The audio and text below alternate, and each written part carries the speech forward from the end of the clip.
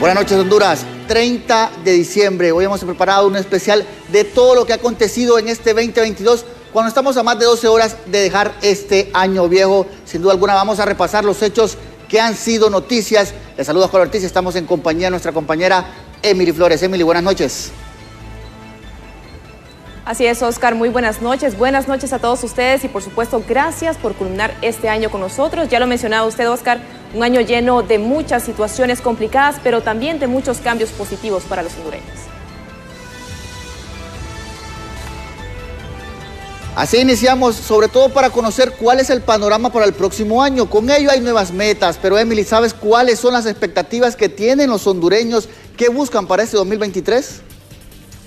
Por supuesto, para este 2023 esperan que mejoren las condiciones sociales y económicas, pero también la seguridad, la salud y educación y, por supuesto, la economía de nuestro país.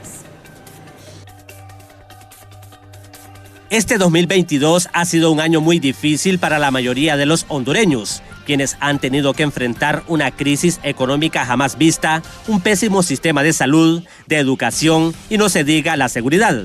Es por ello que los catrachos esperan que estos 4 pilares mejoren en el 2023. Año con año, los gobiernos no se preocupan por nosotros, los viejitos, nos dejan abandonados, no nos están dando medicamentos, el hospital cerrado, ¿por qué?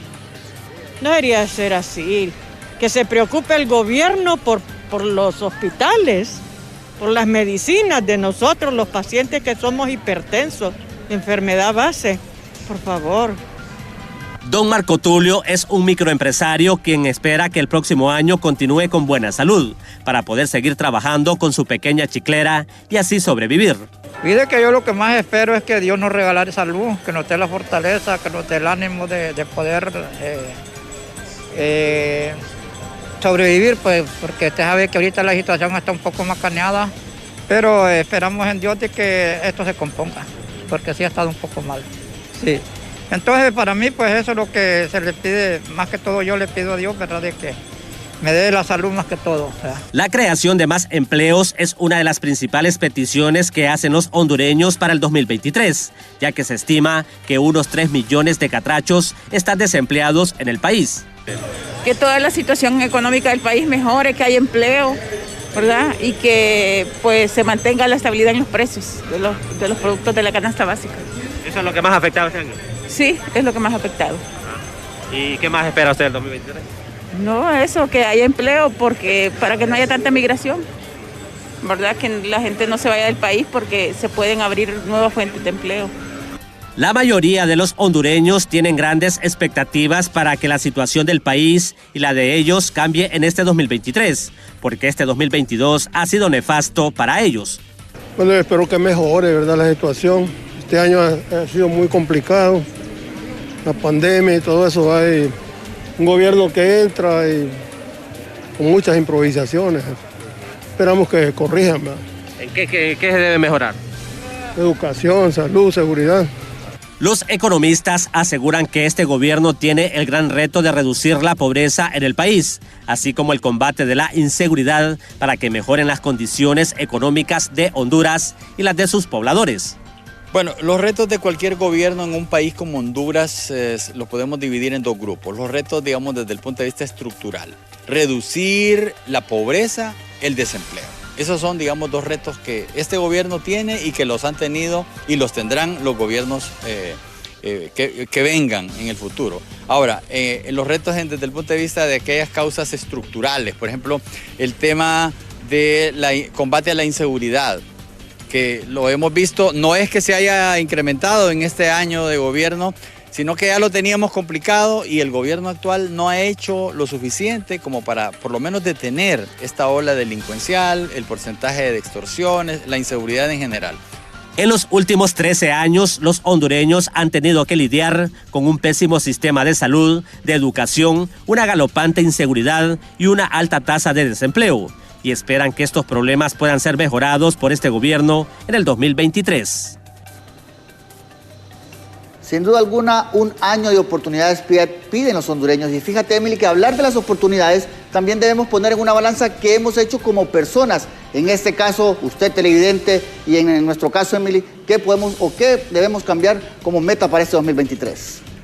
Así es, Oscar, lamentablemente no todos poseemos las mismas oportunidades, pero sin embargo nosotros siempre tenemos la misma idea, y es que para este 2023 tengamos más oportunidades económicamente hablando y por supuesto en inversión del país. El año culmina con una buena cantidad de interrogantes y retos para el gobierno que ahora manda la presidenta Xiomara Castro, ya que se incrementó la inflación, no se generaron nuevos empleos e incluso se perdieron puestos laborales en el sector maquilero. Sin embargo, para los economistas, erradicando posiciones políticas, el país puede tener un nuevo amanecer económico a partir de enero del 2023. Este año ha sido de puro aprendizaje de parte de esta gente, por tanto, la economía no ha crecido realmente. Entonces, nos queda una expectativa para el próximo año de esperar que la tal recesión de Estados Unidos no vaya a ser tan grave, porque eso repercute en nosotros. Pero esas son cosas que parece que a los políticos no les interesa. Si no les interesa estar perpetuando la pobreza para poder conseguir los votos a base de cuestiones como bonificaciones, esas cuestiones que no mejoran el nivel de vida de nuestro pueblo. Tal y como han manejado los profesionales de la economía, las MIPYMES son básicas para mejorar las finanzas del Estado, pero no otorgando dinero fáciles, sino con planes tecnificados que generen mejoras para el rubro y así puedan generarse mayores fuentes de empleo para el país. Las cosas como se ven, como suenan, hay que decirlas. En su plan de gobierno nosotros muy contentos porque nos tenía en primera línea y era justo, pero operativamente nos tiene en las últimas filas. No ha cumplido el financiamiento que tanto exigimos, que tanto necesita la micro pequeña empresa, por dos razones.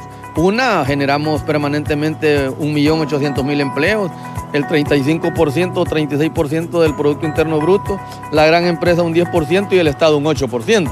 Eso es suficiente para darnos cuenta que sí necesitamos con urgencia ese capital, que son 400.000 empleos en cada centro de producción, y eso generaría 60.000 empleos en el próximo año 2023. Por otra parte, el presupuesto también será importante para el desarrollo económico del país, siempre y cuando se impulsen otros proyectos de emprendimiento y existan garantías jurídicas que estimulen al capital extranjero que tiene planificado invertir en Honduras este 2023. Con imágenes de Arwin González desde la zona norte les informó Samuel Cuello. Esa es la realidad de la zona norte. Y en otras realidades y de malas gestiones políticas, esperanzas de cambio, hay un sector, Emilia y televidentes, que todavía no ve una salida a su situación. Hablamos de la migración irregular. Una situación complicada, Oscar, en todo este año. No hubieron programas de apoyo, no tienen seguimiento, pero debemos mencionar que la migración no es un problema actual, sino que es de muchos años pasados, y hoy le mostramos cuál es el panorama.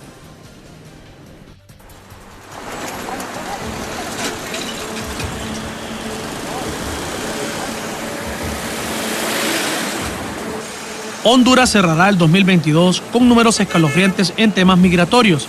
Entre las más fuertes está la cifra de 500 personas que a diario salen del país rumbo a los Estados Unidos. Los más de 500.000 que han ingresado de tránsito y deben quedarse en nuestro territorio por falta de presupuesto, y sumado a todo, aún no hay políticas claras del gobierno para frenar este flagelo que sigue golpeando a la población. Nosotros también estamos observando que en el tema de la migración esperábamos que hubieran respuestas concretas y soluciones a este problema. Pues se esperaba que este gobierno realmente tuviera capacidad de responder a las necesidades y garantizar los derechos de esta población que es altamente vulnerada. Sin embargo, casi a un año de esta nueva administración, todavía seguimos viendo los grandes flujos migratorios, grupos de no menos de 500 personas que a diario se van del país en búsqueda del sueño americano para mejorar su situación de vida. Hondureños y hondureñas de enero a estos días de diciembre que han sido retornados al país y que encuentran acción para que estas personas puedan tener una reinserción social digna. Por otra parte, organizaciones de jóvenes dedicadas a medir el impacto del desplazamiento por violencia dentro y fuera del país también revelan que más de 240.000 hondureños deben salir de sus hogares obligatoriamente, poniendo en riesgo sus vidas en el duro camino del migrante. Así es, efectivamente, uno de los objetivos de nuestra asociación es la prevención de violencia y en base a esto nosotros realizamos actividades en comunidades del sector Rivera Hernández, Chamelecón y Choloma. Nosotros realizamos actividades como la campaña pues Volvamos a la Mesa, Decorando mi Barrio. También realizamos lo que son actividades de incidencia política. El 2022 ha sido un año atípico por el flujo migratorio que se ha registrado en el país y por el número de hondureños retornados que, según cifras del Observatorio Consular y Migratorio de Honduras, del 1 de enero al 13 de noviembre del 2022, unos 80.855 hondureños fueron retornados a Honduras de diferentes países del mundo, es decir, un promedio de 230 diarios. Con imágenes de Darwin González desde la zona norte les informó Samuel Cuello. Gracias, Samuel. Aquí no podemos dejar de mencionar, Emily televidentes, también la medida del título 42 que se va a mantener en vigencia en los Estados Unidos, una condición que según defensores de migrantes está poniendo en riesgo todo lo que pueda suceder con esas personas en los puntos fronterizos entre México y los Estados Unidos, y además prevén que las deportaciones de hondureños, y no solo ellos, sino otros hermanos centroamericanos, se incrementarán para los próximos 3 meses del 2023. En otros temas, Emily, yo tengo una pregunta que hacerte. ¿Tú te vacunaste contra el COVID-19? ¿Sabes si se cumplió o no ese esquema de vacunación en vísperas para el cierre de año? Lamentablemente, Oscar, durante este 2022 las autoridades de salud no lograron alcanzar el 90% de vacunación contra el COVID-19 entre toda la población, ya que un aproximado, escuchen bien, de 2 millones de hondureños se negaron. Una de las metas más importantes de la Secretaría de Salud para este 2022 era culminar las metas de vacunación contra el COVID-19 para la población adulta e infantil, pero esto no fue posible. Vacunación contra COVID-19. Población con primera dosis, 6.382.620 hondureños. Población con segunda dosis, 5.660.971. Tercera dosis y refuerzos se contabilizan 3.950.488 hondureños, para un total de vacunas aplicadas de 15.994.079 dosis. Los porcentajes de vacunación se mantienen estables. Para la primera dosis tenemos 83%, segunda dosis un 74%, primer refuerzo 55% y segundo refuerzo un 30%. En cuanto a vacunación pediátrica contra COVID-19, se registran niños de 5 años con primer refuerzo, 3.240.532. Niños de 12 años con segundo refuerzo, 664.573. Y la vacunación para los menores de 6 meses a 4 años apenas dio inicio. Porque la vacunación que tenemos con los de niños de 5 a 12 no llega al 80%. Tenemos 77% en primera dosis y un 72% de la primera. Necesitamos vacunar a esos niños y tenemos suficiente vacuna. Se estima que un aproximado de 2 millones de hondureños no se aplicaron ni una tan sola dosis de la vacuna contra el COVID-19 y otro alto porcentaje está con esquemas incompletos. Tenemos nosotros más de 800.000 hondureños que no han querido aplicarse ni una dosis. Tenemos más de 1,5 millones que solo se aplicó una dosis, no se han aplicado la segunda dosis, y más de 2 millones de hondureños que no se han aplicado ni la tercera ni la cuarta dosis. ¿Cómo llorábamos porque viniera una vacuna al país? Hoy estamos a punto de que nos venza cualquier cantidad de vacuna porque la población no quiere utilizarla. Francisco Morazán es una de las regiones donde la vacunación se estancó y un alto índice de población se negó a vacunarse. Estacionado ahí, la población pues no ha seguido llegando a nuestros establecimientos de salud. Para la población adulta, pues sí, ya también igual andamos por 88% en primera dosis. Siempre queda una población cerca de 100.000 capitalinos que no tienen ninguna vacuna. Y es lo que estamos viendo ahorita con la mortalidad que tenemos. Para el 2023, epidemiólogos recomiendan a la Secretaría de Salud implementar nuevas estrategias para alcanzar las metas de inmunización. Hay que hacer un abordaje realista, saber por qué las personas no se vacunan, porque están lejos del punto de vacunación, porque no saben dónde está la vacuna o porque tienen temores. Todo esto debemos abordarlo abiertamente. Hay que darle más mensaje, más orientación a la población para que se vacune, y hay que asegurar también otra cosa, la farmacovigilancia, es decir, vigilancia por efectos adversos. Para este 2022, los porcentajes de hondureños sin vacunas son altos y vulnerables las personas a morir por las nuevas variantes, haciendo difícil el combate a la pandemia. Con imágenes de Isaac Alcerro, informó Merari Borges.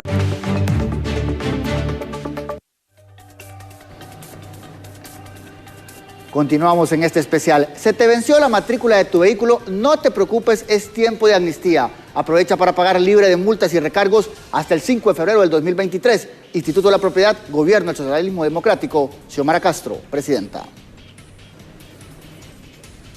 En otras informaciones, marcó historia al ser juramentada como la primera mujer presidenta de Honduras. Hablamos de Xiomara Castro Sarmiento durante su primer año, avanza paulatinamente, promesas cumplidas y otras pendientes, Emily, que sin duda alguna nos pone a pensar cuál va a ser el panorama el próximo año. Definitivamente, Oscar, y a días de cumplirse su primer año con la población, por supuesto se esperan cambios sustanciales, donde muchos sectores, como sabemos, apoyan su gestión, mientras otras ponen en duda la misma. Y cabe resaltar que la presidenta ya se encuentra en Brasil, Oscar. Esto porque el día domingo 1 de enero pues se llevará a cabo la investidura del presidente electo Luis Lula da Silva. Pero veamos cómo ha sido el recorrido de la primera presidenta de Honduras.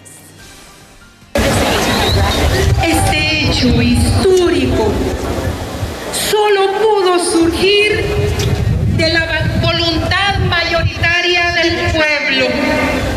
El 27 de enero se marcó un hecho trascendental donde la primera mujer en Honduras se juramentaba como presidenta, Xiomara Castro, quien logró su victoria con el Partido Libertad y Refundación después de 12 años de lucha. Un país prácticamente en quiebra, así lo denominaron al tomar posesión, donde las instituciones marcaban solamente números rojos. La lucha ha seguido y se comenzó a establecer comisiones que mediaran para resolver la crisis. Uno de los logros fue aprobar el subsidio de los combustibles y la energía eléctrica para ayudar a los hondureños a generar ahorro a sus bolsillos ante el incremento del crudo internacional que afectó la economía. Pero esas acciones, aseguran expertos, se hicieron a medio vapor.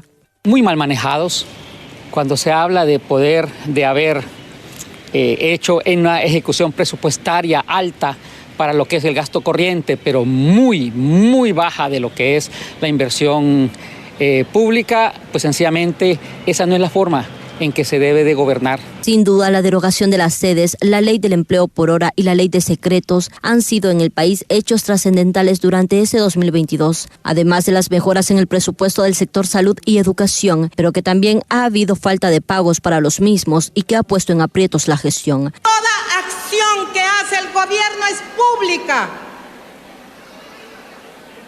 igual que también la ley de la sede, donde entregaban nuestra soberanía. Se ha derogado también las 70 leyes de fideicomiso, donde estaba la tasa de seguridad o el tazón de seguridad, que nuestro país se endeudó con más de 30.600 millones de lempiras. Sin embargo, existe aún la deuda más grande con el pueblo hondureño, la instalación de la CICI, que servirá para perseguir todos los actos de corrupción, en donde ya se ha firmado el memorándum de entendimiento para que pueda ser posible el próximo año, pero a la espera de mejores resultados que llenen las expectativas de todo lo prometido. Y preste atención porque condiciones climáticas estables y frescas, a excepción de zonas como Gracias a Dios y Olancho, que tendrán más nubosidad, así informa Cenaos para el día de mañana 31 de diciembre. Toda la información, Pablo, con usted, buenas noches.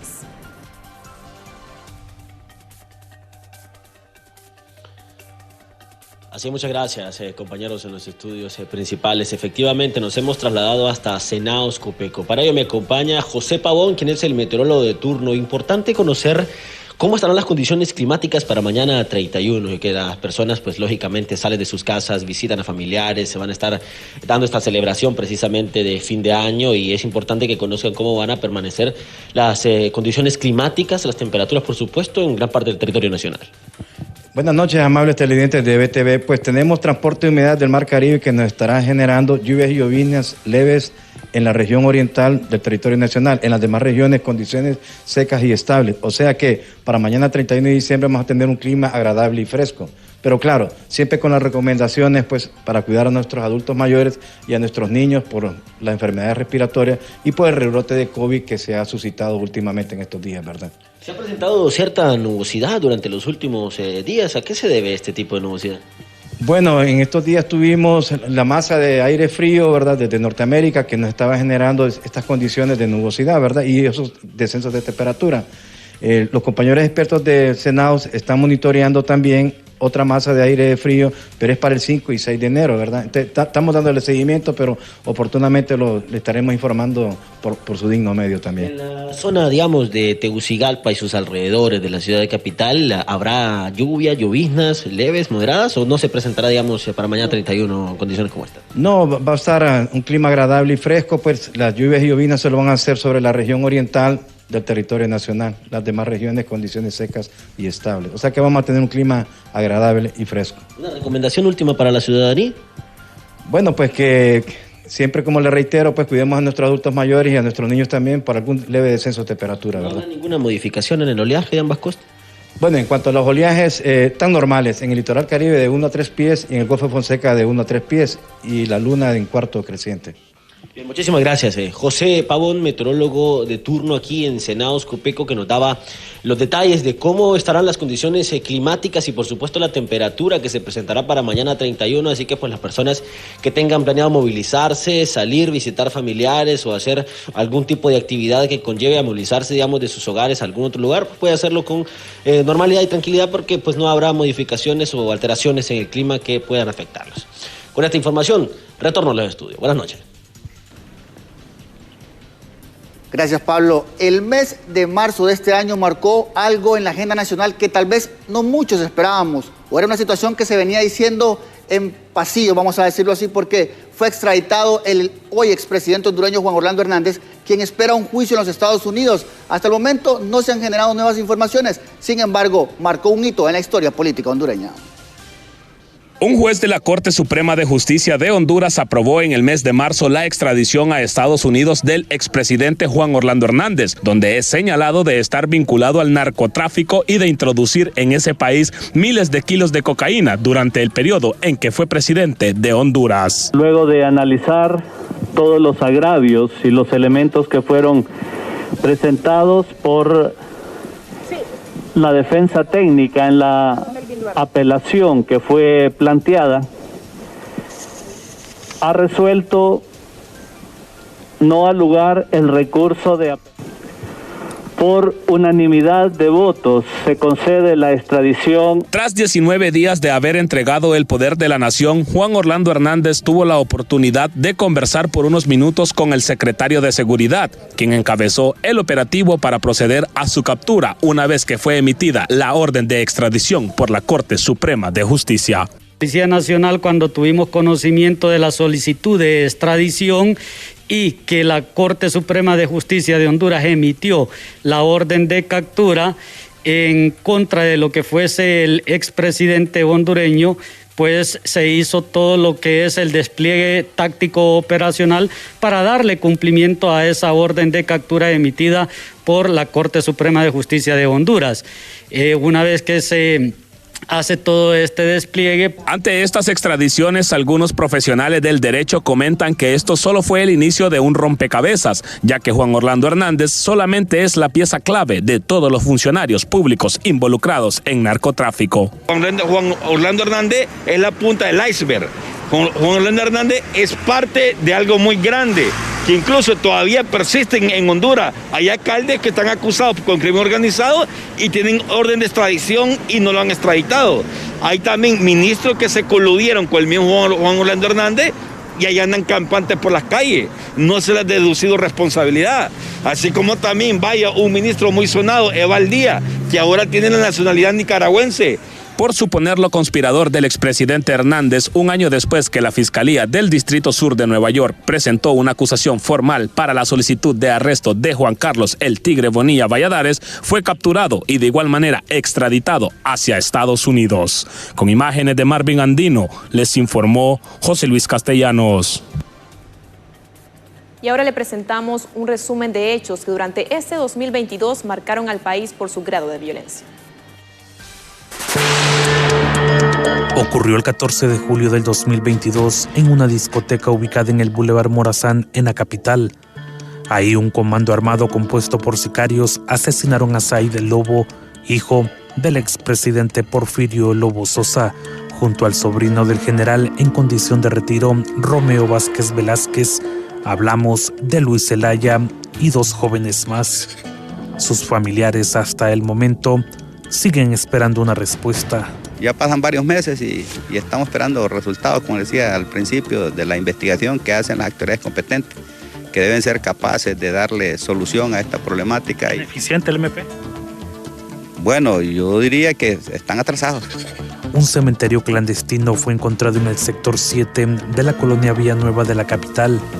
Ahí 4 cuerpos fueron enterrados en lo interno de una cueva. Pero a veces no solo falta con investigar, sino en el dictamen también nos tiene que arrojar la información sobre qué pudo haber provocado la muerte de estas personas, cuáles fueron las lesiones internas o externas provocadas. Porque ¿Habrá miembros de maras y pandillas detrás de esto, señor? Claro, ya alguna hipótesis va orientando esto. Recuérdese que este sector, pues, los que delinquen por toda esa zona es la pandilla 18 del barrio. Brian Omar Rosales Sánchez, miembro de la Policía Militar del Orden Público, fue asesinado por antisociales en un enfrentamiento armado en la colonia La Peña de la capital. Se estaba realizando una operación de saturación por parte de personal del 5º Batallón de Policía Militar y otras unidades de nuestra institución cuando fueron atacados por supuestos miembros de estructuras criminales. Se produjo un enfrentamiento donde lamentablemente perdió la vida el policía militar Rosales Sánchez. Las masacres en el país durante el 2022 siguen aumentando y dejando una estadística más, de acuerdo al Observatorio de la Violencia de la Universidad Nacional Autónoma de Honduras. En este año se han presentado 50 escenas de crimen de más de 3 víctimas y que el número de víctimas son 185.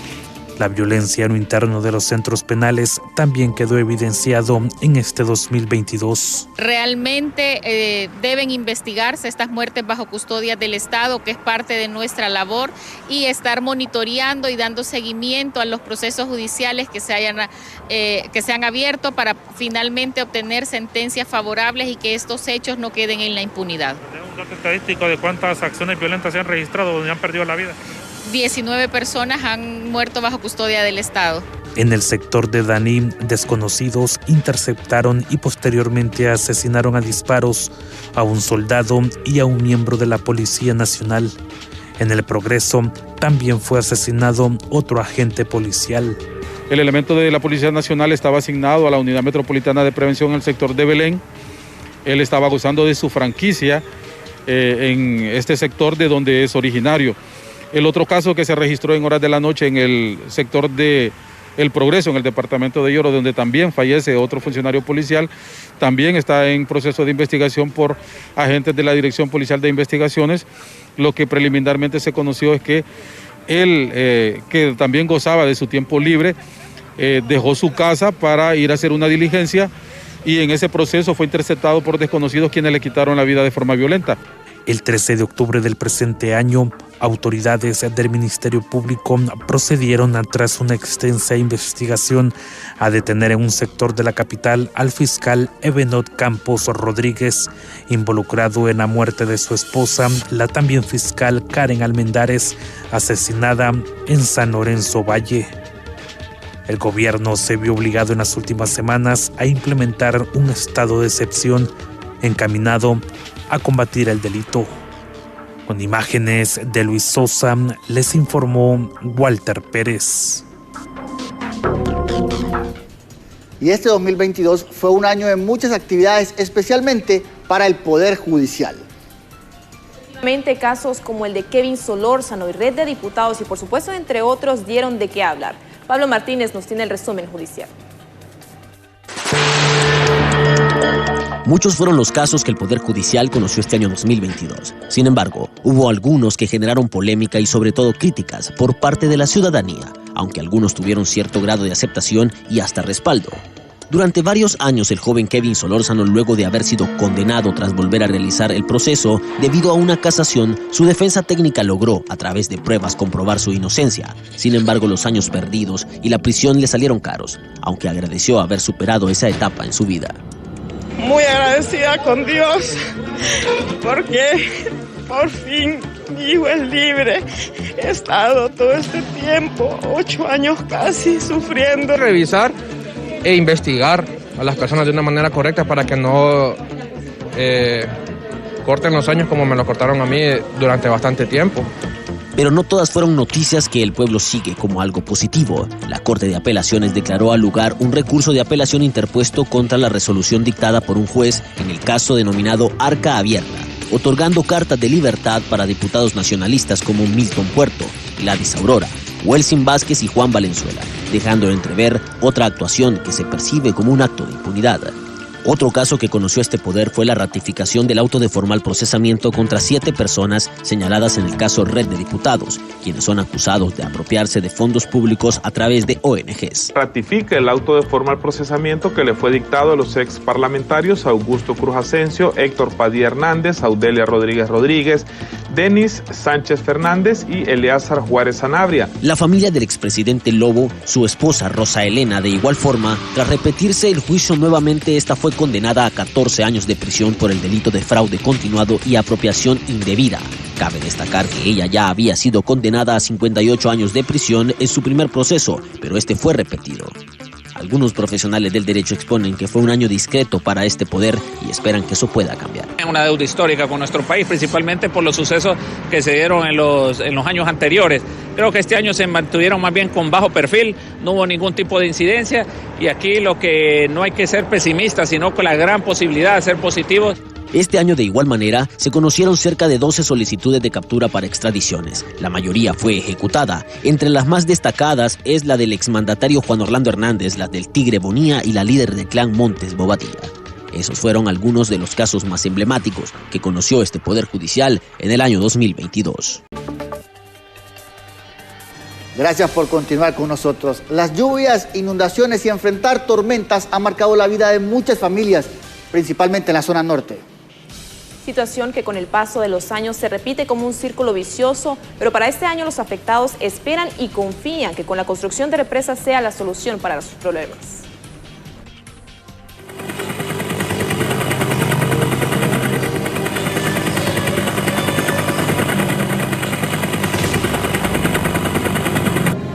Parecía ser un año tranquilo para el Valle de Sula. Clima agradable, recuperación de puntos afectados por ETA y OTA en el 2020, generación de empleos, entre otros. Lastimosamente, no fue así. Las inundaciones y evacuaciones volvieron a decir presente. Sectores como La Lima, El Progreso, Choloma, Potrerillos, Pimienta y Puerto Cortés sufren con la más mínima presencia lluviosa.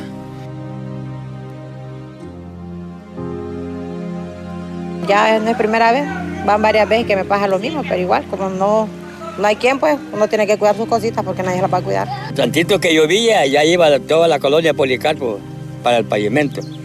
Y ya hoy no, pues tenemos fe de que después de Dios y el gobierno vamos a estar más tranquilos. Pero esperamos también de que este borde que han dejado a medio andar, que se termine, ¿verdad? Porque vemos de que había una empresa ahí y solamente empezó y ahí lo dejó parado. Y esperamos de que se termine, ¿va? Las pérdidas económicas por los estragos de estos fenómenos tropicales superan los 1.500 millones de lempiras, según cifras del Instituto Nacional Agrario, sobre todo en los cultivos de granos básicos, poniendo en peligro la seguridad alimentaria de los hondureños.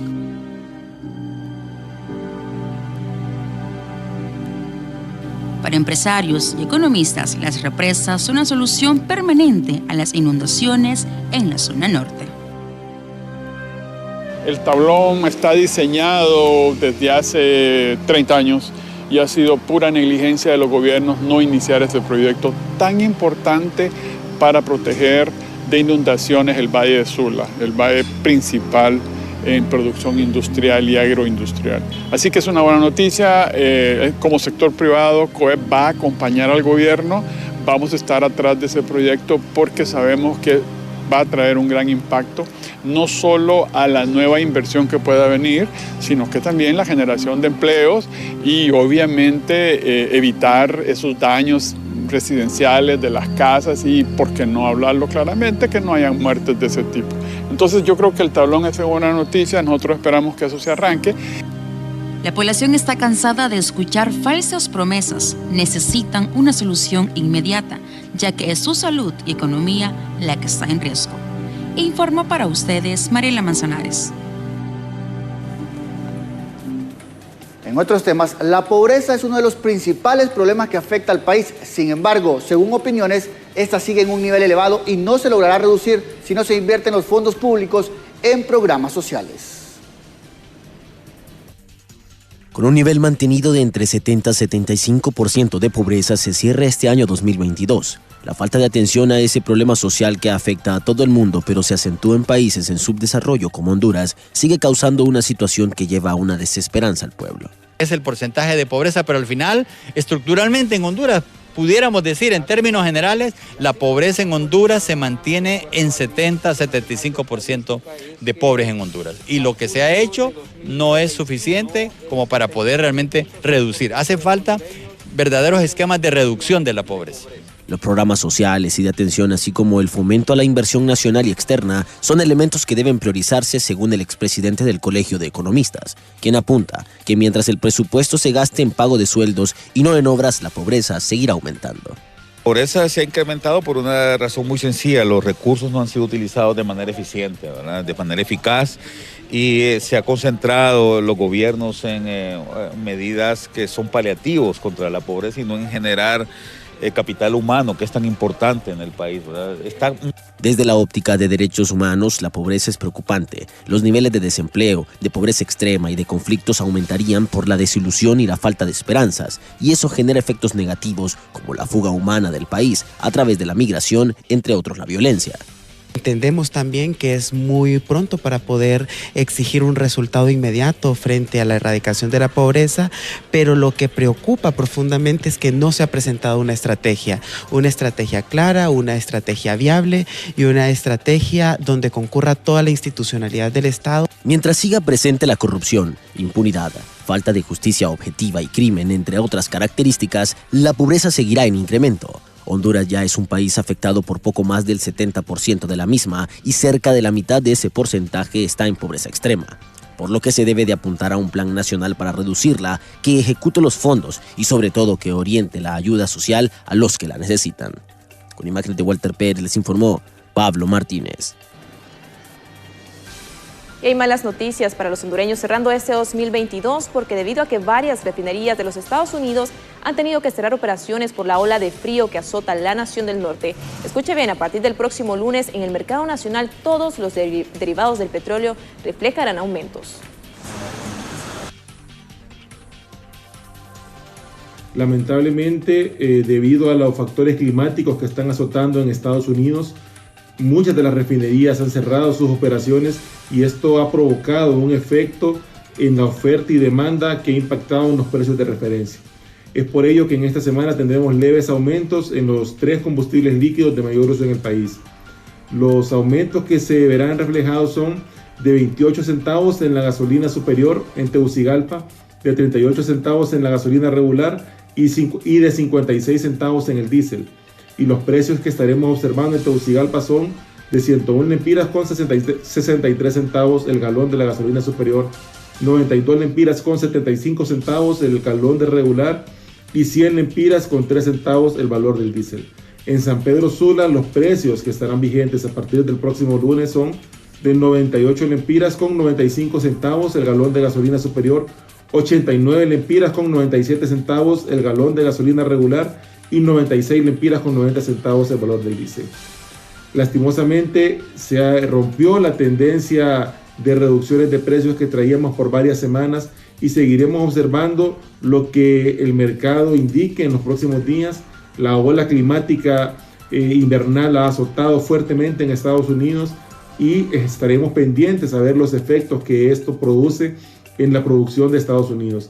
Por otro lado, también en China, que es el segundo país consumidor de productos derivados del petróleo del mundo, han eliminado las medidas de restricción debido al COVID y esto ha hecho que también hay un impacto en la oferta y la demanda a nivel global. Siempre en estos temas se ha preguntado usted si el próximo año se podría avisorar una rebaja en el precio del servicio energético en el país. Luis Durón nos tiene reacciones sobre el tema. Buenas noches, Luis. Así es, muchas gracias, compañeros. En el estudio me encuentro con Miguel Aguilar, presidente del Sindicato de Trabajadores de la Estatal Eléctrica, en torno, porque ya se acerca ya pocos días para que se dé el pliego tarifario, y sin duda que hay varios factores que inciden para que este se pueda dar y saber si se va a dar hacia la baja o se va a mantener. Miguel, ¿cuáles son las expectativas que tienen como sindicato? Bueno, gracias al espacio que nos da BTV, estamos ya cerrando el 2022, el examen es ya prácticamente el último trimestre y el sindicato considera de que partiendo de los volúmenes de costos de los carburantes, que en octubre fue $93.57 el barril, que en noviembre fue $89.74 el barril y que en diciembre a la fecha está en una tendencia más o menos de $79.24 y que se espera que los carburantes vayan descendiendo. Eso es altamente favorable en el análisis de la fórmula que hace la CRE bajo la Ley de Energía. Y la otra también que es importante señalar es la inyección de potencia renovable al sistema, que ha sido muy alta, privada y estatal. Y también las condiciones meteorológicas han ayudado para que la demanda mínimamente se baje un poco o se sostenga, y eso consideramos nosotros nos da la expectativa para decirle al pueblo hondureño que el sindicato lo que espera es que al 1 de enero del 2023 haya una rebaja sustancial en el costo del kilowatt hora y que tengamos entonces una rebaja en la tarifa para que se empiece en mejores condiciones por el pueblo hondureño del 2023, porque bajando la tarifa también acarrea bajarle costos a la canasta básica y al total del costo de la vida del pueblo hondureño. Entonces, para el sindicato, el 1 de enero debe existir una rebaja en el pliego tarifario partiendo de todo este análisis de las variables a considerar, y que los carburantes ya en diciembre están cerrando a $79 el barril y proyectando que va a haber una rebaja más. Eso es favorable en el marco del análisis que hoy, bajo la información que debe ser transparente, que debe mandar el Centro Nacional de Despacho a la CRE, el análisis transparente de la CRE, para que refleje entonces las condiciones reales que favorezcan en bajar el precio del kilowatt hora al pueblo hondureño. Esto sería un gran beneficio para el bolsillo de los abonados y del pueblo hondureño, porque se espera que el próximo año pues la inflación continúe alta. Bueno, hay variables que se consideran en la fórmula y que tiene que ver también con la devaluación. Y ojalá entonces que el extremo de que hay una liquidez en todo el sistema bancario en el país no lo metan entonces a esa devaluación, que eso sería lamentable en este momento.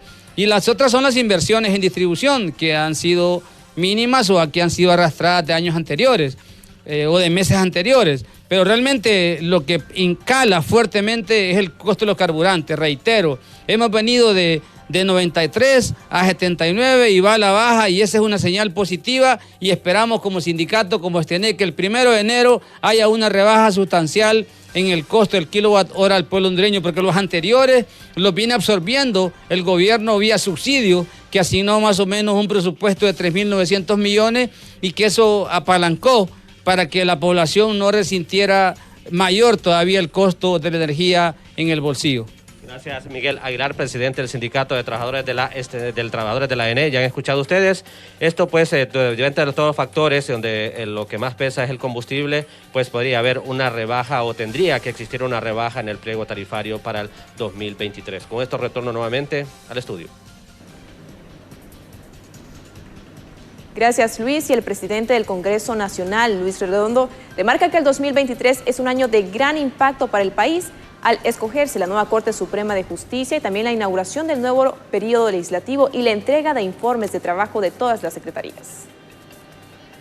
La llegada de la presidenta Xiomara Castro para este 25 de enero, la elección de la nueva Corte Suprema de Justicia, la inauguración del nuevo periodo legislativo 2023 y la entrega de los informes de gestión desarrolladas por las distintas secretarías de Estado marcarán un hecho histórico para el país, afirma el presidente del Congreso Nacional, Luis Redondo. Nunca antes el Congreso Nacional había aprobado tantos decretos por unanimidad como se ha hecho ahora. Entonces, si hemos podido hacer que se aprueben varios decretos por unanimidad como nunca antes, ténganlo por seguro que esa es la intención que tenemos nosotros con todos los decretos que podamos aprobar. El 25 de enero, que se hace la inauguración del próximo periodo legislativo, no por primera vez, va a ocurrir algo como en el 2002, ese mismo día que vienen los poderes del Estado a hacer el informe y tal, ese es el mismo día en el cual nosotros tenemos que ver el tema de la reelección o los nombramientos o la elección de la nueva Corte Suprema de Justicia. No va a haber la inseguridad que ellos generaban antes en el poder del Estado cuando metían gente armada que irrumpía y metía hasta gas lacrimógeno, entre otras cosas. Eso no va a pasar con nosotros. Nosotros creemos que el Congreso Nacional está suficientemente resguardado. A más tardar el 23 de enero debe ser entregada la lista depurada de los 45 aspirantes a magistrados de la nueva Corte Suprema de Justicia para la escogencia de las 15 nuevas autoridades que integrarán este poder del Estado por 7 años. Para el 23, antes del 23 de enero, pues tiene que estarse recibiendo ya esta nominación de parte de la Junta Nominadora.